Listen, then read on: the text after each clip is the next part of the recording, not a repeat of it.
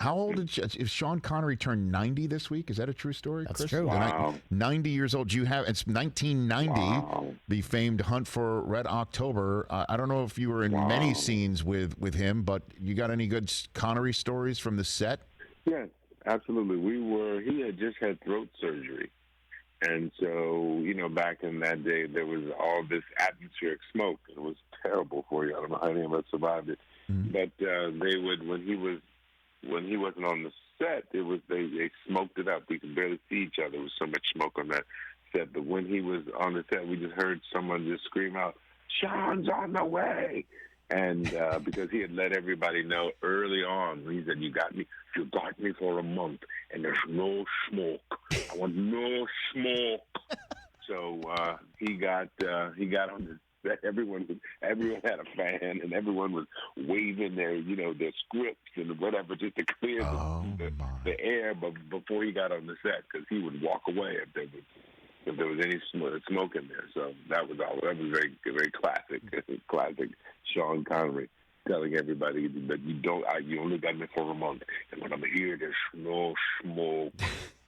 That had to be, you were. I think we discussed this maybe the last time you were on, but I kind of have a new audience right now. Anyway, that must have been one of your first gigs. Obviously, you were in Hamburger Hill before that, which is a remarkable film, but.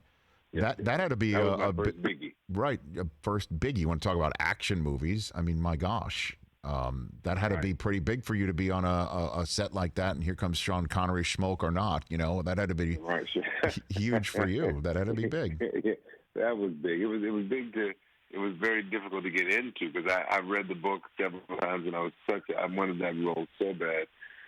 But I was doing a play at the Public with Joe Papp.